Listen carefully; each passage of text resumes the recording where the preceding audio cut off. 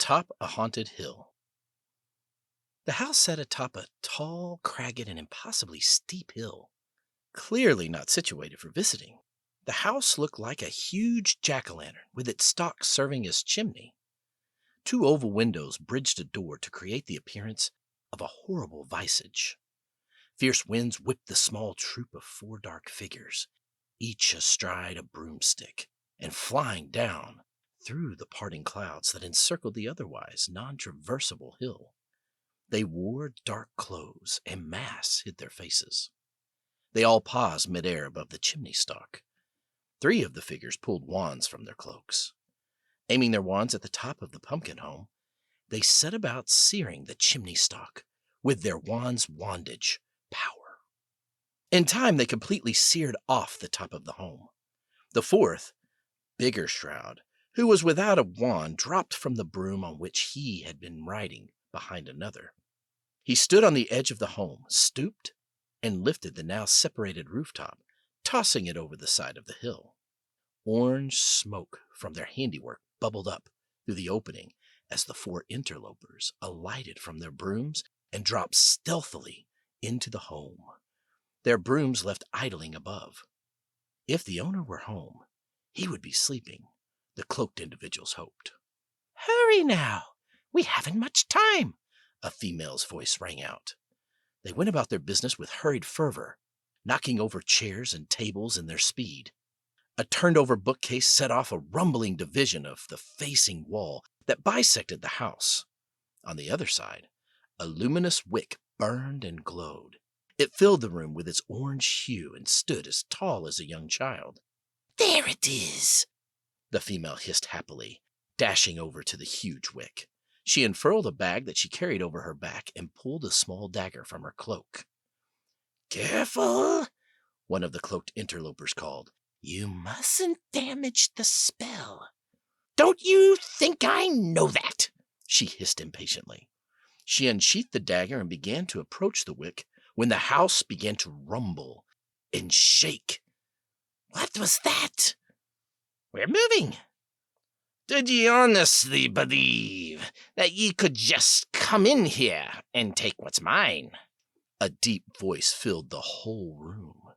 The fireplace behind them, noticeably cool, rolled to the side, and from the darkness behind limped a bent-over man with long arms extending from heaving, massive shoulders. He clutched a terrible pitchfork. "I know what it be that ye want, but ye'll not have it, not for the likes of him. Step aside, farmer. Your betters be among you." "Betters?" the man snorted. "I'll show ye who's better. Certainly not thee and thy pretending marauders."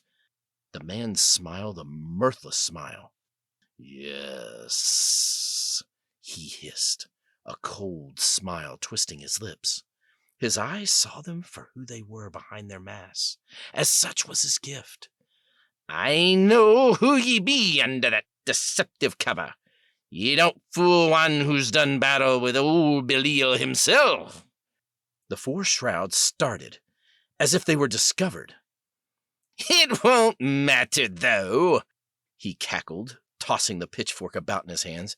"After I be through with ye, you'll wish ye'd thought twice about trying to burgle old Jack Spratt's place." Moving like wildfire, the man felled the dark figures with one swoop, tossing them about the room and piercing one of the interlopers in the shoulder with his pitchfork. A bauble fell to the floor with a loud clattering sound. "Jack be nimble!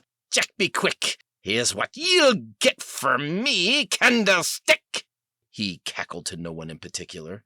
He turned to face the woman who hovered about the wick, brandishing her dagger. He leapt to the woman, pitchfork held out before him. She blocked the fork with her free hand, holding her other hand with the dagger away from her body. It put her at a distinct disadvantage, which Jack pressed, snatching the dagger from her and tossing it against the wall. He turned his attention back to the woman, where he began to direct all of his considerable power.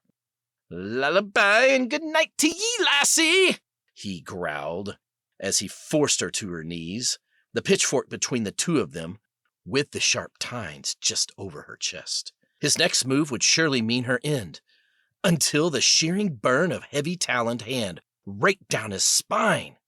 It was the fourth shroud, who was no doubt a werewolf. Jack screamed and relinquished his grip on the pitchfork. The woman wasted no time. She snatched up the pitchfork and drove it into the felled man's shoulder. "Ye may be indestructible, Jack Spratt," she hissed, "but that doesn't mean you can't be hurt." She forced him through the facing wall to the small hut, pitchfork and all. He went tumbling painfully down the backside of the hill to its muddy base. "Hurry!" was all the fourth one said, as the woman darted over and released the dagger from the wall. Whispering the strangest of incantations, she proceeded to slice off the wick at its base. "The canister!" she ordered, and the fourth shroud obediently produced the bag into which she placed the wick. Everything fell into darkness at that moment. The light snuffed. "Now to what we planned." The two males began to shred their dark cloaks and toss them about the property, along with scraps of their masks and boots. "Burn the rest of it to the ground," the woman said, and added, "Be sure not to destroy the condemning evidence." The four burglars boarded their waiting brooms and soared into the night, carrying the encased wick in a specially prepared canister that dangled between two of them. The night sky was now made a glowing red and yellow by the burning pumpkin, home atop the hill awash in a torrent of flames, its visage in front looking like a macabre, laughing demon. They approached a small campsite nearby where a tall, stately woman met them. "Success?"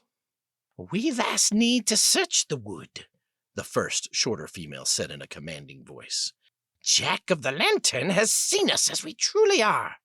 Should this information be published abroad, our cause will be lost." "Leave the cursed one to me," the tall woman said.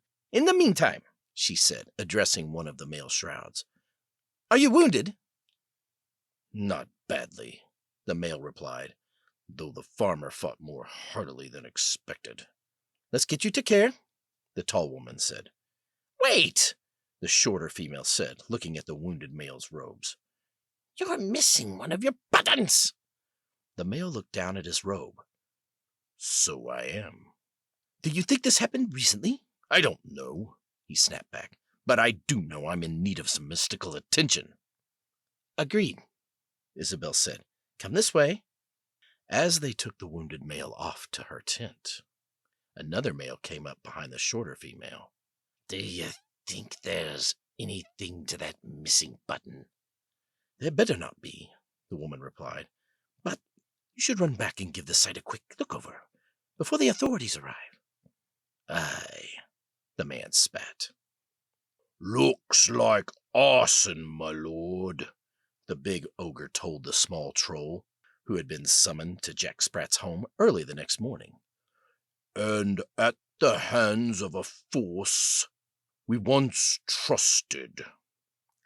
"The night guard," Ogbert said, regarding the remnants of the singed cloak the ogre had brought him, "though I haven't known them to be so careless." "What of Jack Spratt?" "Nowhere to be found. Got along with the wick." "Come along, then.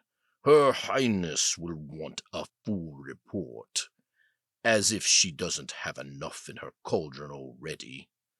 "What are these damning cloaks from the night guard?" "Damning, you say? Why, yes. You can make out this one's owner right here, a Barister Del Toro." "Del Toro? Oh, dear. Well, that's not good." "No? No matter, though. Call it a family thing." A Warlock's Hunch.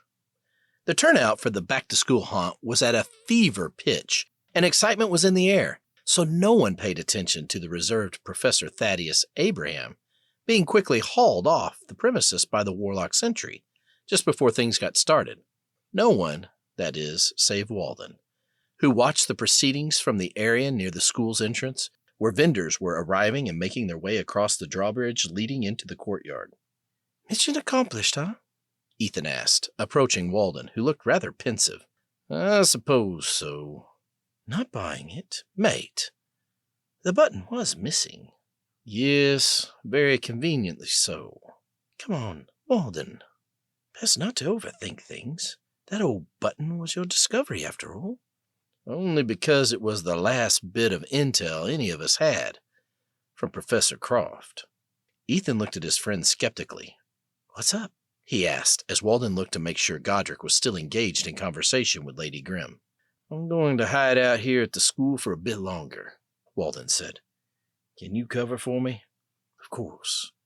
What's going on?" "Just a hunch I need to follow." "Anything I can help with?" "Probably not," Walden sighed. "It's probably nothing, but I need to see it through." "All right, then. I'll cover," Ethan said. Walden stepped away, a deep frown knitting his normally light brow. He was glad now of the many conversations he had had with Barnabas Croft. If he had not, Professor Abraham's arrest might have ended his own concerns about the Pumpkin Hill plunder and their current mission at Ghoul School. But now those concerns were made deeper as he watched his captain fly away with an innocent man. "What happens when they find out he doesn't know anything?" the big werewolf asked, watching the sentry haul off a bewildered Professor Abraham. "Back to square one, I would imagine. And we'll at least have accrued that much more time by sending them down that rabbit hole." "It was probably a good choice, targeting Abraham. He and Barister were close. It stands to reason that if anyone were in on the plunder, it would be Abraham." "I'd better be going," the werewolf said, rising to his feet. "My services are needed tonight at the haunt." "Don't scare the children too badly, Niles." "I won't," he smiled. "Turns out, though, I'll be doing a bit more than that. Or haven't you heard? We're hunting shapeshifters tonight." "Shapeshifters?" "Yes, of the undercover type."